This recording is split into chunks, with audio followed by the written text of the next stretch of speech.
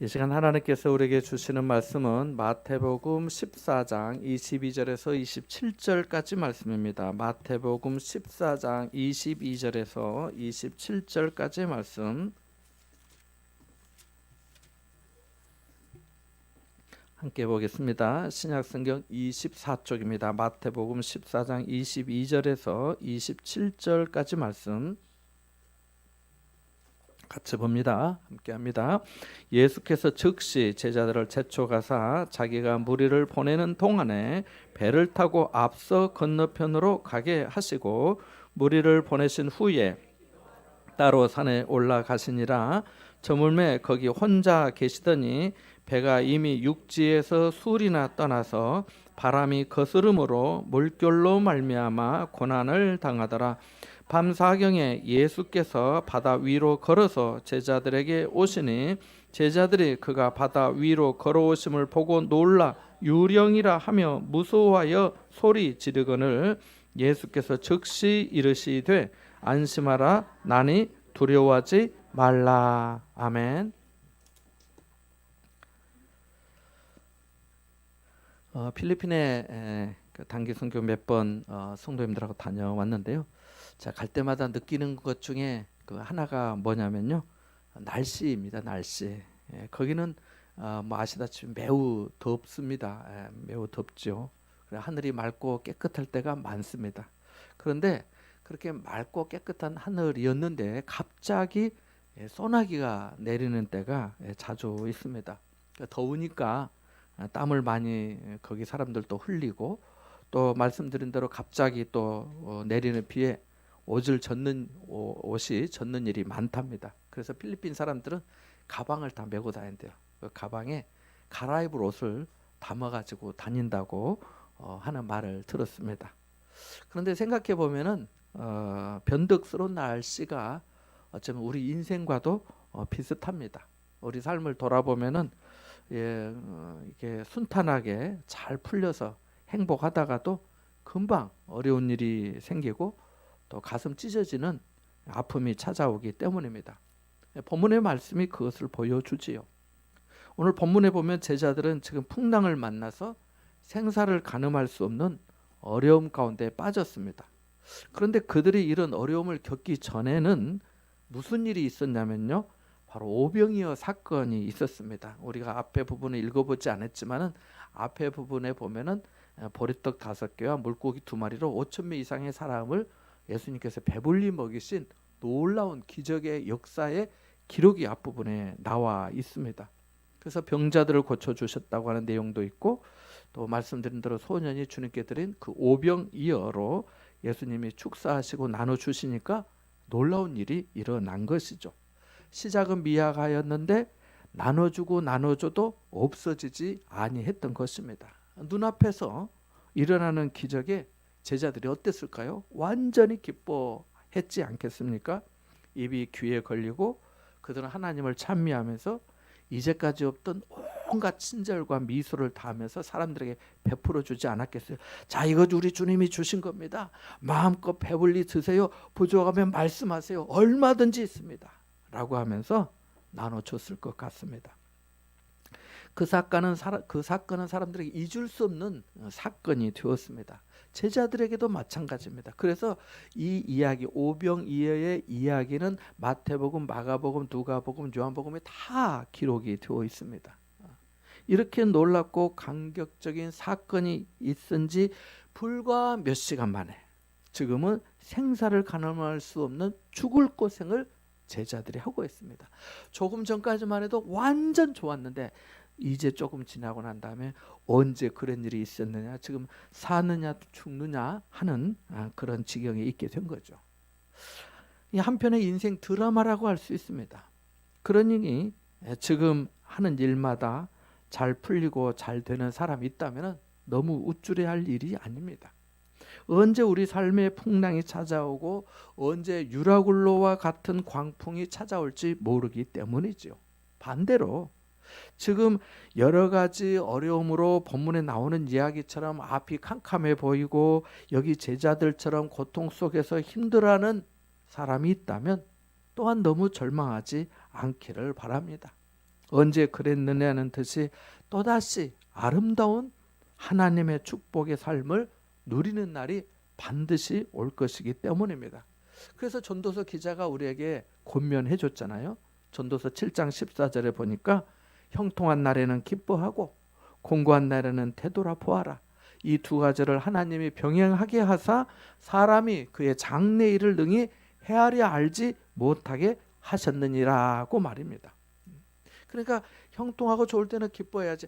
형통하고 좋은 일이 있는데도 불구하고 지금 뭐 좋으면 뭐해, 또 안 좋은 일 생길 텐데, 이렇게 하면서 그 기쁨과 감사를 누리지 못하면 안 된다는 거예요. 그럴 때는 기뻐하고, 또 힘들고 어려울 때는 또 하나님이 무슨 뜻이 있으신가 하면서 돌아보는, 그것이 바로 삶의 지혜이고 신앙생활이더라는 것입니다. 그래서 이렇게 하나님께서 두 가지를 병행하게 하셔서 사람으로 우리의 앞날을 능히 헤아리지 못하게 하셨다는 겁니다. 그러니까 뭐예요? 언제나 겸손하고 범사에 감사하는 삶을 살아야 하는 줄 믿습니다. 자, 지금 제자들은 그들이 전혀 예측할 수 없었던 시급한 상황에 빠졌습니다. 그런데 여기서 짚고 넘어가야 할 문제가 있습니다. 그것은 바로 이 사건의 원인 제공자가 누구인가 하는 것입니다. 원인 제공자가 누구인가요? 제자들인가요? 아니면 그 오병이어를 먹었던 군중들, 무리들인가요? 아닙니다. 예수님이십니다. 제자들이 풍랑을 만나 죽을 고생을 하고 있는데 그 일이 일어나도록 원인을 제공하신 분이 예수님이시라는 겁니다. 같이 22절 한번 읽어볼까요? 같이 봅니다. 시작.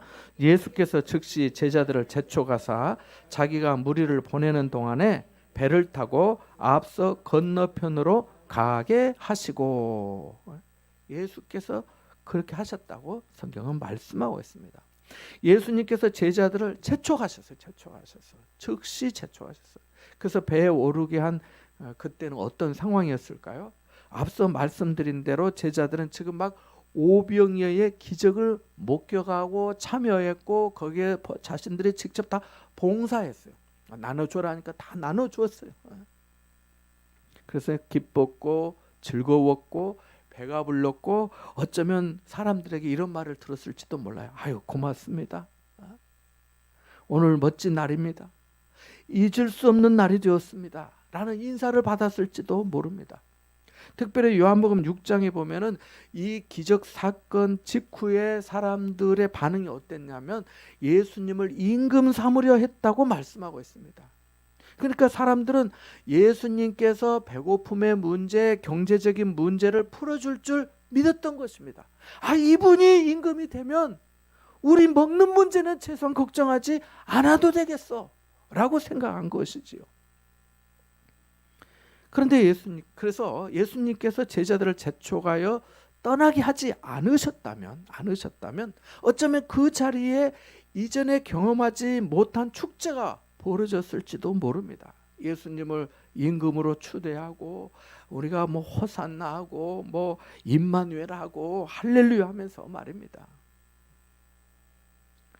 그런데 예수님은 제자들에게 얘들아 짐 싸라, 가자, 여기를 떠나자, 내가 사람들을 보낼 테니까 너희들 먼저 배 타고 건너가라고 하신 겁니다. 예수님은 왜 제자들과 배에 오르지 않고 먼저 가라고 하셨을까요? 크게 두 가지를 생각해 볼 수 있습니다. 첫째는 예수님이 제자들이 예수님의 말씀에 순종해 배를 탔는데 왜 광풍을 만났느냐 하는 것입니다.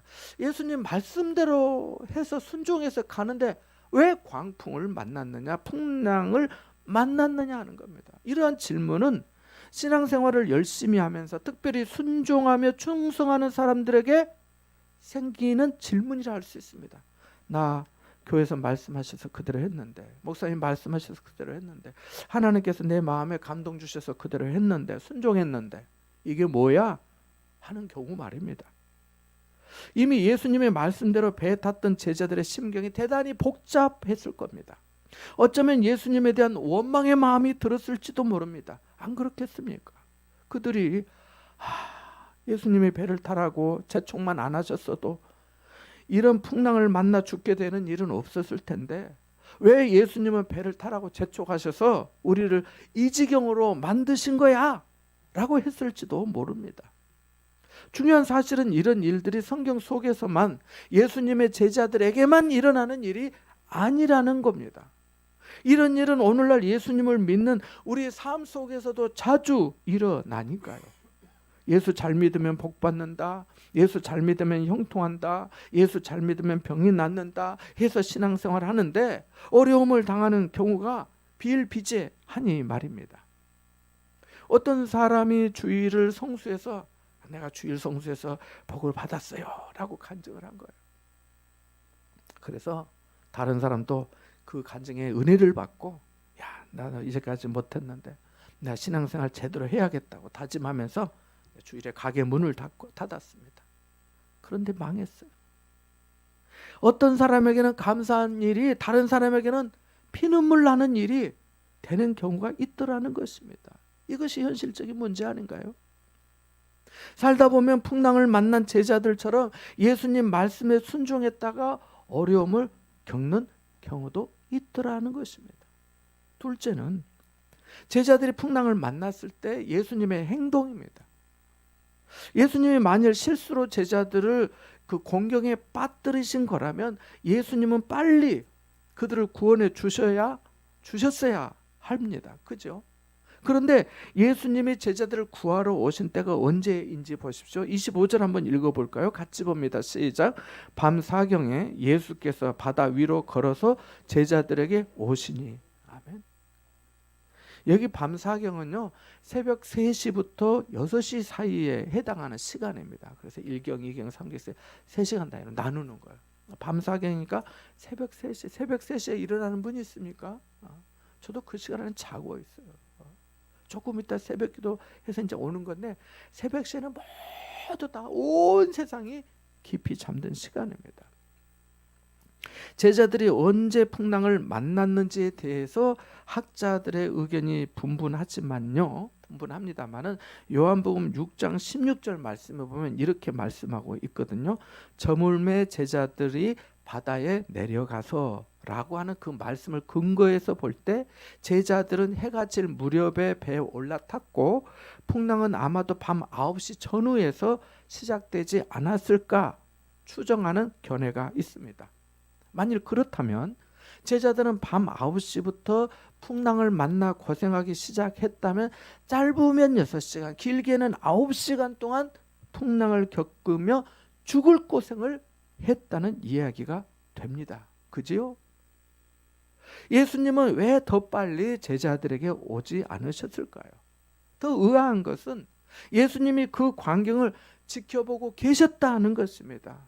오늘은 우리가 이 마태복음을 읽어봤습니다만은 마태복음을 읽어봤습니다만은 마가복음 6장 48절에 보면 예수님께서 제자들이 풍랑을 만나 힘겹게 노젓는 것을 보셨다는 내용이 나오거든요. 그러니까 이 사건을 마태복음, 마가복음, 이 요한복음에서 내용들을 같이 좀 종합해서 말씀을 좀 살펴보면은 예수님께서 제자들이 힘겹게 노젓는 것을 보셨다, 아셨다는 거예요. 그럼에도 불구하고 밤 사경에 오신 거죠. 그러니까 예수님께서 그 광경을 보시기 전에는 제자들이 당하고 있는 고통을 모르고 계셨을까요? 아닙니다. 자, 아시고 보시고 계셨습니다. 여기서 우리는 다시 그렇게 알고 보고 계시면서 어떻게 즉시 도와주지 않으시고 가만히 계시느냐 하는 질문이 나올 수 있습니다. 그죠? 우리도 살다 보면 삶에서 어려움을 당할 때 예수님이 방관하고 계신 것처럼 느껴질 때가 종종 있잖아요. 내가 기도하는데, 내가 이렇게 애쓰고 있는데, 내가 얼마나 지금 견디고 있는데, 지금 견딘 시간이 얼만데, 참는 시간이 얼만데, 내가 하나님께 어떻게 내 마음을 드리고 헌신했는데 그 시간이 지금 얼마든데 지금 왜 주님은 아무 말씀도 아무 응답도 아무것도 안 하시지? 이런 거 말입니다. 그동안 제가 만났던 성도님들 중에 어떤 성도님은 새벽마다 하나님 앞에 와서 자식을 위해 눈물로 기도했습니다. 기도 시작할 때부터 느끼기 시작해서 마칠 때까지 그러셨어요. 얼마나 간절히 기도하든지 제 가슴도 아프기도 했습니다. 하나님, 집사님 저렇게 기도하시는데 하나님 좀 도와주시고 들어주세요 라고 기도하지요. 기도할 때 하나님께서 기다렸다는 듯이 즉각 응답해 주시면 얼마나 좋겠습니까? 그러나 그런 경우가 많지 않더라는 거죠. 물론 때로 즉각 응답해 주시기도 하지만 대개는 많은 인내와 기도와 연단을 거치는 경우가 많습니다. 속성으로 중고등학교 과정을 마치는 경우도 있지만 대부분은 중학교, 고등학교 정규 과정을 거치는 것과 비슷합니다. 자, 예수님이 제자들을 재촉하여 배를 타고 먼저 가라고 하셨습니다. 제자들은 예수님의 말씀에 순종하여 배를 타고 갔습니다. 그런데 풍랑을 만나 죽을 위기에 처했습니다. 이것을 어떻게 해석하면 좋을까요? 순종을 해도 이와 같은 고난을 당한다면 순종할 이유가 있겠습니까? 어쩌면 신앙생활에도 이런 의문이 충분히 생길 수 있습니다. 저도 이 사건을 어떻게 해석해야 좋을지 어려웠습니다. 그러던 어느 날 책을 읽으면서 실마리를 발견하게 되었습니다. 그것은 관점이었습니다. 뭐였다고요? 관점이요, 관점. 관점은 사물이나 현상에 대해 생각하는 태도나 방향을 뜻합니다. 그러니까 우리에게는 저마다의 나의 관점이 있잖아요. 그죠? 여러분도 관점이 있으실 거 아니에요? 뭐 은혜교회를 보는 관점, 뭐 목사님에 대한 생각, 관점 뭐 이런 게 있지 않겠어요? 저도 마찬가지고. 이 사건도 그렇습니다. 그렇지만 우리가 이 사건을 묵상할 때 나의 관점과 예수님의 관점을 분리해서 생각해 보아야 합니다. 예를 들어 앞에 나오는 오병이어의 사건을 생각해 볼까요? 군중을 바라보는 예수님의 관점과 제자들의 관점은 매우 달랐습니다. 오병이어의 사건은 인간의 관점으로는 정말 대단한 사건입니다. 예수님은 이 사건을 통해 집중적으로 주목을 받기 시작했습니다. 안 그렇겠습니까? 먹고 남은 5천 명 이상의 사람들이 먹고 배불렀으니까요. 다 가면서 말하지 않았겠어요. 야, 오늘 너무 멋진 날이었어. 나 죽을 때까지 이름 못 잊을 것 같아 하면서 누구야? 그 예수님이 하면서 소문이 나지 않았겠습니까? 그래서 열광하여서 예수님을 임금으로 모시려 했던 거잖아요. 함께 있던 군중들이 예수님의 이름을 부르면서 분위기를 띄우면 어떻게 될까요? 예수를 임금으로, 예수를 임금으로, 예수를 임금으로, 오직 예수, 우리의 왕, 우리 임금 한다면 군중들의 열기가 금방 뜨거워졌을 겁니다. 예수님과 함께 있던 제자들은 어떨까요? 군중들의 외침을 듣는 제자들의 마음은 어땠을까요? 좋지 않았을까요? 여러분 같으면 좋지 않겠어요? 저라도 좋았을 것 같아요. 어쩌면 뭐 분위기가 심상치 않는데 뭐 이렇게 되면 나도 한 자리 할 수 있겠다. 내가 그동안 예수님과 함께 했잖아. 여기 사람들도 내가 그런 줄 알고 있잖아. 나 생각해서 나도 높여주시겠지. 나도 권세를 행사할 수 있겠지 하는 그런 마음 들지 않았을까요? 저도 성도님들 뭐 하는 일이나 뭐 기회가 있으면 제가 누군가에 부탁해서 우리 집사님네도 이거 하는데 좀 도와주시면 안 될까요? 내가 하잖아요. 안 그러겠습니까? 제자들도 흥분이 되어서 굉장한 상상이 눈앞에 펼쳐지지 않았을까요? 예수님은 세상 죄를 대속하시기 위해 오셨는데 제자들은 자신들의 영광을 예견하고 있었을 수 있지 않았을까요? 예수님의 관점에서 이것은 아니었습니다.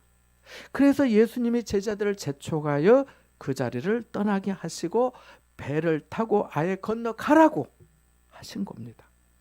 그리고 예수님은 한적한 곳으로 가셨습니다. 23절 같이 읽어볼까요? 같이 봅니다. 무리를 보내신 후에 기도하러 따로 산에 올라가시니라. 저물매 거기 혼자 계시더니. 아멘. 우리 관점으로는 사람들이 박수치고 열광하는 것이 인생의 성공이겠지만 예수님의 관점에서는 그것이 매우 큰 위험으로 보이셨던 겁니다. 그래서 예수님은 제자들을 보내시고 재촉해서 보내시고 자신은 기도하러 따로 산에 올라가셨고 기도하시는 동안 거기 혼자 계셨습니다. 사람은 혼자 있는 빈들을 싫어합니다. 좋아하지 않습니다. 영국의 문인 브루크가 어느 날 영국에서 미국으로 떠나게 되었는데 부두에 도착해 보니까 자기를 사람들이 와서 보니까 이제 배 타고 떠나지 않겠어요. 대서양 건너서 가는데 사람들이 보니까 전송하는 사람들로 부두가 온통 북적북적거리는 거예요. 사람들 많이 나온 거예요. 그런데 정작 자신을 전송해 주러 나온 사람은 단 한 명도 없었어요. 그래서 이 사람 마음에 놀고 있는 꼬마가 보이길래 꼬마에게 가서 6실링을 주면서 이렇게 부탁을 했답니다. 얘야, 내가 배를 타고 떠나면 나를 향해서 열렬히 손을 흔들며 전송해 줄래? 하면서 6실링을 주니까 꼬마가 네 아저씨 그렇게 할게요. 그런 거예요. 브루크의 제안을 흔쾌히 받아들인 이 아이는 그를 태운 배가 떠나자 손을 좌우로 이렇게 크게 흔들면서 전송을 해주었어요. 그런데 브루크가 이 광경을 보고 쓴 글이 매우 재밌습니다. 이렇게 썼어요. 돈 받고 흔드는 손을 보니 나는 더 고독을 느끼게 되었다. 이것이 인간의 마음이죠. 자기를 전송하러 온 사람이 없으면 꼬마에게 돈을 주면서까지 전송받고 싶은 것이 인간의 마음이더라는 거죠. 나만 거기에 빠질 수 없고 나도 누군가가 흔들어주면 좋겠는데 이런 마음을 원하는 거잖아요. 예수님의 관점에서 제자들이 오병이어의 기적의 분위기에 취해 있는 것보다는 광풍 속에서 연단받는 것이 더 유익했던 것입니다. 신앙생활이 무엇인가요? 세상 가운데 살던 우리가 세상의 가치관에 익숙하던 우리가 내게 익숙한 그 가치관과 관점을 내려놓고 예수 그리스도의 관점으로 덧입으려고 몸부림치는 것, 이것이 신앙생활 아니겠습니까? 내 중심의 관점을 내려놓을 수 있는 힘과 능력을 달라는 것이 우리 기도의 내용이 되어야 할 줄 믿습니다. 하나님, 내 생각과 내 눈에는 이것이 하나님의 축복으로 보입니다. 그러나 하나님이 아니라고 하시면 억지로라도 이 관점을 내려놓고 하나님의 관점을 취할 수 있도록 주님 저를 도와주세요 라고 기도하는 겁니다. 지금 내 양편이 세상 사람들의 관점으로는 비참한 상황이지만 주님의 관점으로는 연단의 과정이며 정금같이 자신을 빚어가시는 하나님의 축복이라는 것입니다. 기도를 많이 할수록 자신의 관점이 꺾여야 합니다. 기도의 용사라고 하면서 고집불통이면 곤란한 거예요. 주님의 뜻이 이루어지기를 원한다고 하면 내가 내려놔야 되지 않겠어요? 이제 두 번째 의문을 더 생각해 볼까요? 예수님은 왜 제자들을 빨리 구원해 주지 않으셨을까요?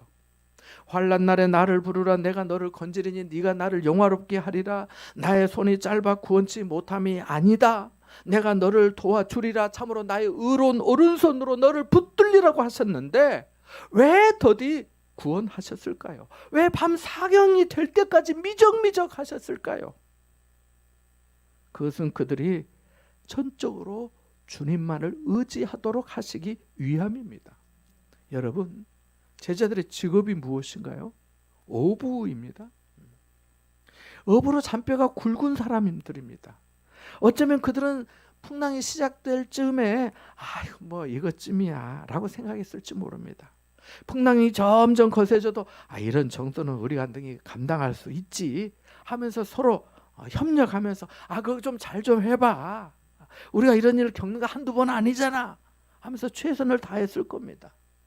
그들은 스스로의 경험과 능력을 의지했습니다. 하지만 밤이 깊어지면서 풍랑이 거세질 때 점점 불안해지기 시작했습니다. 바람이 더 거세지자 무언가 심상치 않았습니다. 그렇게 5시간을 보내자 이제 그들은 속수무책이었습니다. 이제 힘도 빠졌습니다. 큰 두려움에 빠졌습니다. 이제 죽었구나, 우리는 여기서 끝났구나 하는 생각이었습니다. 그때가 밤 사경이었습니다. 시간으로는 밤사경이지만 하나님의 시간으로 보면 밤사경은 시간의 순서가 아닙니다. 낮에 있어도 우리가 영적으로 밤사경일 수 있습니다. 자신의 지식과 기술과 경험과 능력, 그 어떤 것으로도 지금의 환경을 극복할 수 없다고 두 손 두 발 다 드는 순간 바로 그때가 밤사경입니다. 예수님께서 기도하시면서 그저 가만히 보고 계신 것이 아니라 때를 기다리신 것이죠. 제자들이 자신을 의지하지 않고 주님을 바라볼 수 있는 마음과 환경이 되기까지 말입니다. 그래야 주님을 더 알게 되기 때문입니다. 배부른 사람에게 빵 하나가 큰 거 아니지만은 배고픈 사람에게는 빵 조각만으로도 큰 위안이 되는 것처럼 예수님은 제자들의 영적 상태가 그러한 상태가 되기를 기도하며 기다리셨던 겁니다. 모든 사람이 인생의 밤사경을 좋아하지 않습니다. 그러나 누구에게나 밤사경이 옵니다. 시기와 형편이 다를 뿐이지 그러한 시간이 반드시 오더라는 것입니다. 중요한 것은 이 시기에 우리가 어떻게 반응하느냐입니다. 하나님 아버지, 내 힘으로는 내 자식을 어떻게 할 수가 없습니다. 무슨 말을 해야 할지도 모르겠고 무슨 말을 해도 듣지도 않습니다. 무엇을 어떻게 내가 가르쳐야 될지도 모르겠습니다. 주님께서 아이를 만져주시고 가르쳐 주십시오 라고 기도할 때 하나님께서 생각지도 못한 방법으로 깨닫게 해주시고 아이를 가르쳐 주십니다. 저도 그렇게 했어요. 지금도 그렇게 합니다. 왜요? 말을 안 들어서. 자, 다음으로 우리가 예수님의 말씀에 순종하다가 고통을 당할 때 그것이 왜 축복인지 생각해 보겠습니다. 첫째로 우리는 순종하다가 당하는 고통을 통해서 예수님의 능력을 경험하게 됩니다. 뭘 경험하게 된다고요? 예수님의 능력을 경험하게 됩니다. 믿는 사람이 예수님의 능력을 경험한다는 것은 놀라운 축복입니다. 그잖아요. 뭐 그냥 단순한 예로 이제까지 어떤 은사가 없었던 사람이 기도하는 중에 방언 은사를 받았어요. 그 예수님의 능력을 경험한 거잖아요. 얼마나 감사해요. 어제 은퇴하신 목사님 한 분을 제가 잠깐 만났는데요. 이런 말씀을 하시는 거예요. 같이 이렇게 식사하시면서. 목사님, 우리가 예수님을 믿고 하나님의 말씀 안에 살아간다는 것이 얼마나 놀라운 축복인지 몰라요. 하나님은 우리 삶에 은혜와 능력을 때때로 베풀어 주시니까요 라고 하시는 거예요. 성경에 없는 이야기지만 만일 오병이어의 기적으로 기뻐하던 12제자 중에 예수님의 말씀을 듣고 10명이 배를 타고 건너가고 2명이 불순종해서 안 갔다면 본문의 사건을 그들이 경험할 수 있었을까요? 10명의 제자는 순종했다가 어려움을 겪었지만 그래서 그 풍랑을 잠잠하게 하시는 살아계신 하나님의 아들 예수 그리스도의 능력을 경험할 수 있었습니다. 교회 안에도 이 2명에 해당하는 사람들이 있습니다. 가만히 보면 그들은 큰 어려움도 안 당하고 순종하는 사람들보다 더 잘 사는 것 같아 보이기도 합니다. 주일 성수도 안 하고 11조도 안 하고 제멋대로 사는 사람들이 더 잘 살고 평안한 것처럼 보이는 것 말입니다. 예수님을 잘 믿고 어려운 중에도 감사를 잊지 않고 11조 하면서 다른 사람들을 위로하고 세우는데 자기의 정성과 마음을 쓰는데도 경제적인 어려움과 육체의 고통을 당하는 경우의 사람들도 많더라는 거예요. 그러나 아무런 순종 없이 신앙생활하는 사람은 편하게 교회에 왔다 갔다 할 수 있을지는 몰라도 살아계신 하나님의 능력을 아주 실감하고 체험하는 그런 경험은 하기가 좀 어렵더라는 거예요. 자신을 내던지지 않았는데 어떻게 뭘 얼마나 경험을 하겠어요. 안 그래요? 그러니까 교회가 그다지 중요하지 않게 되는 거죠. 무슨 재미로 교회를 열심히 다니겠어요. 아까 불렀던 찬송가 272장 고통의 멍에 벗으려고 예수께로 나옵니다 라고 이 찬송가는 제가 교회 다니면서 핍박받으면서 어려운 시절을 보낼 때 자주 불렀던 찬송가 중에 하나입니다. 그런데 얼마 전에 그 신의 악단이라는 영화를 봤는데 거기에 이 찬송이 나오는 거예요. 대북 제재로 돈줄이 막힌 북한이 국제사회에서 2억 달러를 받기 위해서 보이뷰의 간부를 중심으로 거짓으로 찬양팀을 만들어서 부흥회를 준비하는 과정을 다루는 내용이 영화 내용인데요. 이 실화를 바탕으로 한 거래요. 근데 전혀 예수를 믿지 않던 이 주인공 간부가 이 찬양을 부르면서 갑자기 목이 메이는 거예요. 북한에 예수 믿을 수 없잖아요. 우리말로 하면은 성령이 그를 감동한 것이죠. 그렇게 연습을 하면서 하나님의 말씀을 듣고 배우게 되고 한데 믿음의 역사가 나타납니다. 악단의 멤버는 진짜 성도들이었습니다. 불신자였던 주인공도 예수님을 믿어서 나중에 순교하게 됩니다. 이런 거 어떻게 설명할 수 있을까요? 하나님을 부정하는 사회주의 사회에 밖에 그 환경에서 믿음의 시련을 겪는데 그런 환경을 통해서 주인공들은 하나님의 능력을 체험하게 된 것입니다. 그래서 그리스도를 위해서, 복음을 위해서 자신을 드린 거죠. 둘째로 순종하다 고난을 만났을 때 예수님의 깊은 위로하심을 경험할 수 있습니다.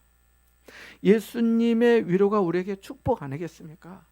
우리가 너무 많이 힘들고 어려운데 예수님께서 저를 위로해 주셨어요. 하나님이 저를 위로해 주셨어요. 하나님이 제 손 잡아 주셨어요. 하나님이 제 마음 알아 주셨어요. 그러면 위로가 되잖아요. 27절 보면 예수님은 제자들이 직면한 문제를 해결해 주시기 전에, 문제 해결하시기 전에 먼저 그들을 위로하십니다. 27절 보니까 이렇게 말씀하잖아요. 한번 읽어볼까요? 시작. 예수께서 즉시 이르시되 안심하라 나니 두려워하지 말라. 아멘. 즉시 위로의 말씀을 하셨습니다. 우리 삶에도 풍랑이 있고 고통이 있고 어려움이 있습니다. 그런 힘든 상황은 달라지지 않더라도 우리 영혼의 스미는 주님의 위로하심은 언제나 있습니다. 그것을 여러분 붙드시길 바랍니다. 사랑하는 여러분, 우리가 간증의 주인공으로 들었던 사람들 모두, 그리고 우리 모두는 어려움과 고난 속에 삶을 살아가고 믿음을 지키며 살아가고 있습니다. 그런데 여기까지 온 이유가 뭘까요? 하나님의 위로하심이 있었기 때문입니다. 에벤에셀의 은혜가 있었기 때문이지요. 여러분, 풍랑은 잠잠하지 않습니다. 거칠고 무섭게 우리 삶을 칩니다. 그럼에도 불구하고 주님은 언제나 우리를 찾아오십니다. 그리고 위로해 주십니다. 안심하라 나니 두려워하지 말라고 하십니다. 주님의 음성, 주님의 말씀을 들으시고 붙잡으시기를 바랍니다. 그리하면 내 모든 형편을 잘 하신 주님께서 말도 안 되는 놀라운 방법으로, 이유를 설명할 수 없는 신비한 방법으로 여러분을 새롭게 인도해 주실 줄 믿습니다. 이와 같은 은혜가 여러분과 함께 하시기를 주님의 이름으로 축원합니다. 잠시 말씀을 생각하며 기도하겠습니다.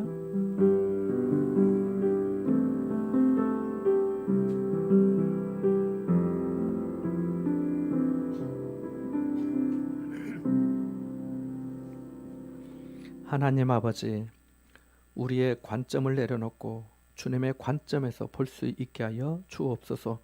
허탄한 것을 버리고 선하고 거룩한 것을 취하게 하옵소서. 순종하다 겪는 고난이 있다면 말씀으로 깊이 위로해 주시는 주님의 음성을 듣게 해주시고 주님의 능력을 경험하게 하여 주옵소서.